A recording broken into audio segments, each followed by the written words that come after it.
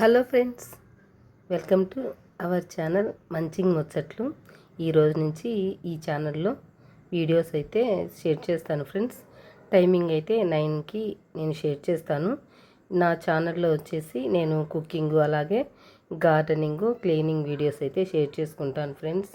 మీకు ఇంట్రెస్ట్ ఉంటే ఖచ్చితంగా నా ఛానల్ని అయితే సబ్స్క్రైబ్ చేసుకోండి. అలాగే ఒక లైక్ కూడా ఇవ్వండి ఫ్రెండ్స్. చూసి లాస్ట్ వరకు చూడండి. మీకు మంచిగా అనిపిస్తే మంచిగా కామెంట్స్ కూడా చేయండి, ఓకేనా. ఈరోజు వీడియోలో అయితే నేను మా ఆయన కోసం సంగటి పప్పు అయితే చేశారనమాట. ఇప్పుడు సమ్మర్ కదా, సమ్మర్లో ఖచ్చితంగా సంగటి అయితే చేస్తాను ఫ్రెండ్స్. ఎందుకు అంటే ఇంకా మార్నింగ్ చేయాలంటే అవ్వదు, స్కూల్ టైం ఉన్నప్పుడు కష్టమైపోతుంది, మధ్యాహ్నానికి గట్టిగా అయ్యి చల్లగా అయిపోతుంది. కాబట్టి ఇంకా ఎండాకాలం అయితే ఇంటికి వచ్చేస్తారు మా ఆయన మధ్యాహ్నం నుంచి.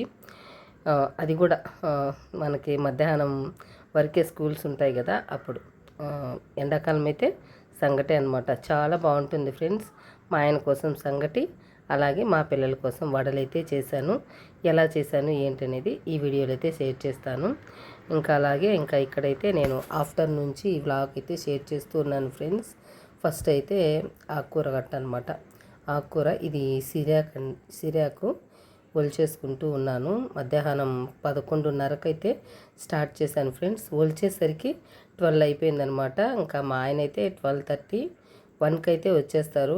ఈలోపు నేను సంగటి అలాగే పప్పు చేసేయాలన్నమాట.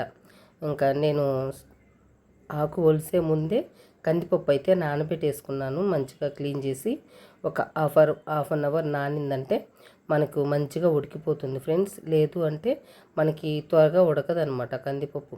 అందుకనేసి నేను ముందుగానే నానబెట్టేసి ఆ తర్వాత ఇక్కడ ఆకుకూర, అలాగే వెల్లుల్లిపాయలు పెద్దవి ఒక 3 అయితే ఒలిచేసి ఆ తర్వాత ఇదిగోండి ఫ్రెండ్స్ ఆనియన్ అయితే ఒలుచుకుంటూ ఉన్నానమాట. మనకి తిరగబాతకు అనమాట. ఆకు ఒలిచేసాను, ఆ తర్వాత ఆనియన్ ఒకటి, వెల్లుల్లిపాయ నేనైతే మామూలుగా మొత్తం ఫ్రై చేసుకొని ఆ తర్వాతే పప్పు చేస్తాను ఫ్రెండ్స్. చాలా టేస్టీగా ఉంటుందన్నమాట. అన్నీ ఒకేసారి ఫ్రై చేసి కుక్కర్ మూత అయితే పెట్టేస్తాను. చాలా టేస్టీగా ఉంటుందన్నమాట. ఖచ్చితంగా మీరు కూడా ట్రై చేయండి ఫ్రెండ్స్. ఇక్కడైతే నేను ఒక కట్ట ఆకుకూర తీసుకున్నాను కదా, పప్పు వచ్చేసి ఒక కప్పు వరకు తీసుకోవాలన్నమాట. అంటే ఒక 250-200 గ్రామ్స్ వరకు తీసుకోవాలి. పప్పు అయితే మాత్రం మనకు ఆకుకూర ఎంత ఉందో పప్పు కూడా కొంచెం యాస్టీజ్గా కొంచెం అటు ఇటు 200 వరకు ఉంటే 2 గ్రామ్స్ వరకు ఉంటే బాగుంటుందన్నమాట. 200 గ్రామ్స్ అలా నేను ఇక్కడైతే ఒక కప్పు వరకు తీసుకున్నాను కందిపప్పు. చూసారు కదా ఫ్రెండ్స్, నేను కుక్కర్ అయితే స్టవ్ మీద పెట్టేసి ఆ తర్వాత ఆయిల్ అయితే వేసుకున్నాను. పోపు దినుసులు మామూలుగానే ఆవాలు, జీలకర్ర, ఉద్దిపప్పు యాడ్ చేసుకొని ఆ తర్వాత ఆనియన్ సన్నగా కట్ చేసి వెల్లుల్లిపాయలు, ఆనియన్స్ వేసేసాను. ఆ తర్వాత వచ్చేసి ఎండుమిర్చి కూడా వేసాను అనమాట. అవి బాగా ఫ్రై అయిన తర్వాత ఆకుకూర వేసాను. ఆ తర్వాత కందిపప్పు నానబెట్టుకున్నాను కదా, అది కూడా వేసుకున్నాను. తర్వాత 2 టమోటాలు, ఆ తర్వాత పసుపు, ఉప్పు, ఇంగువ, కొంచెం చింతపండు అయితే యాడ్ చేసేసాను ఫ్రెండ్స్. కాకపోతే ఇక్కడ పచ్చిమిర్చి లేవన్నమాట. అందుకనేసి నేను ఒక 8 ఎండుమిర్చి అయితే ఫ్రై చేసుకున్నాను అనమాట. పోపులోనే ఫ్రై చేసుకున్నాను. చాలా బాగుంటుంది ఫ్రెండ్స్. టేస్ట్ అయితే చాలా బాగుంటుంది. నేను ఇందులోనే ఉప్పు కూడా యాడ్ చేసుకున్నాను. ఉడికిపోతుంది మనకు పప్పు. ఉప్పు వేసుకుంటే ఉడకదు అనేసి చాలామంది భయపడుతూ ఉంటారు. చింతపండు యాడ్ చేసినా ఉడకదు అనుకుంటూ ఉంటారనమాట. మనము ఇలా చేసామంటే మాత్రం మంచిగా ఉడికిపోతుంది. ఒక 8 విజిల్స్ లేదా ఒక 10 విజిల్స్ పెట్టేసాము అంటే మంచిగా ఉడికిపోతుంది. పప్పు కూడా బయటికి రాదనమాట ఇలా చేస్తే. ఆ తర్వాత ఇదిగోండి ఫ్రెండ్స్ సంగటి కూడా ఇక్కడ నేను ఒక 2 గ్లాసులు రేషన్ బియ్యం అయితే తీసుకున్నాను. 2 గ్లాసులకి ఒక 6 గ్లాసులు వాటర్ అయితే తీసుకున్నాను ఫ్రెండ్స్. తీసుకొని మంచిగా ఒక 4 విజిల్స్ వచ్చేంతవరకు ఉడికించేసి ఈ విజిల్ పోయేదాకా పెట్టేశాను అనమాట. విజిల్ అంతా పోయిన తర్వాత ఇక్కడ ఒక కప్పు రాయి పిండి అయితే జల్లిచ్చి వేసుకోవాలి ఫ్రెండ్స్. మనము బయట కొనుక్కుంటాం కదా, కొంచెం ఇసుక అలాంటివి ఉన్నాయంటే అస్సలు తినలేమన్నమాట. కాకపోతే మేమేంటంటే మరుసటి రోజు కొంచెం వాటర్ వేసుకొని మళ్ళీ ఒక పెరుగు వేసుకొని మంచిగా కలుపుకొని గ్లాసులతో తాగేస్తామన్నమాట. అప్పుడు మనకు నమిలేటప్పుడు కచ్చకచ్చా ఉంటాయి కదా, ఆ ప్రాబ్లం లేకుండా మనం జల్లించుకోవాలన్నమాట రాయిపిండి. నేనైతే ఇంటికి తెస్తానే జల్లించి ఒక డబ్బాలు అయితే వేసుకున్నాను ఫ్రెండ్స్. అది ఇంకా ఇది బాగా ఉడికించేసిన తర్వాత ఒక కప్పు రాయిపిండి అయితే వేసుకున్నాను. వేసుకొని మూత పెట్టేసి మంచిగా ఉడికిచ్చేయాలన్నమాట. మనకు రాయిపిండి కూడా పచ్చివాసన లేకుండా మంచిగా ఉడికిపోవాలి. ఇది ఒక 2 మినిట్స్ ఉడికితే చాలు ఫ్రెండ్స్. చూసారు కదా, మంట అయితే చాలా స్లోగా పెట్టేసుకోవాలన్నమాట. అంటే మనం విజిల్ పెట్టకూడదు, కొంచెం మూత విజిల్ పెట్టకుండా ఓన్లీ ఒకవేళ మీరు రేకైనా పెట్టేయచ్చు, స్టీల్ ప్లేట్ ఉంటుంది కదా, అది ఊరికే మూత పెట్టేస్తే చాలన్నమాట. విజిల్ రావాల్సిన అవసరం అయితే లేదు. ఒక 2 మినిట్స్ ఉడికించుకున్నాము అంటే రాయిపిండి మంచిగా ఉడికిపోతుంది అన్నమాట. ఇక్కడైతే మంచిగా ఉడికిపోయింది. అదే మీకు చూపిస్తూ ఉన్నాను ఫ్రెండ్స్. చూసారు కదా, మనకి పైన డ్రై అయినట్టుగా ఏమీ కనిపించలేదు. ఇంకా ఆ తర్వాత కిందికి దించేసి నేనైతే ఇక్కడ పప్పు గుత్తితోనే బాగా గెలకటము అంటారనమాట. మా కడప సైడ్ అయితే సంగటి గెలకడము అంటారు. మరి మీ సైడ్ ఏమంటారు ఏంటనేది కామెంట్ సెక్షన్లో షేర్ చేయండి ఫ్రెండ్స్.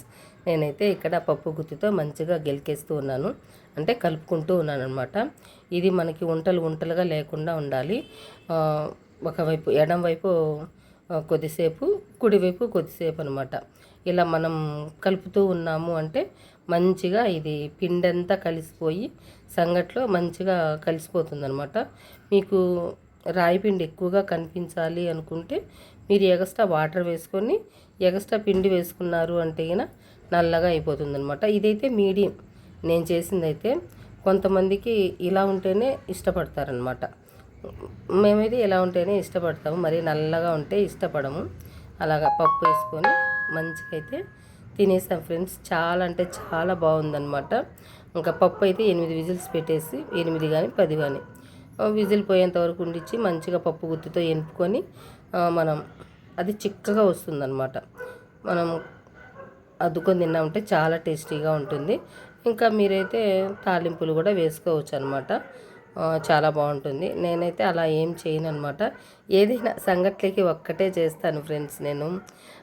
కారం అయితే కారము, లేదంటే తాలింపు అంటే తాలింపు, పప్పు అంటే పప్పు, ఇలా ఏదో ఒకటైతే వేస్తూ ఉంటానన్నమాట.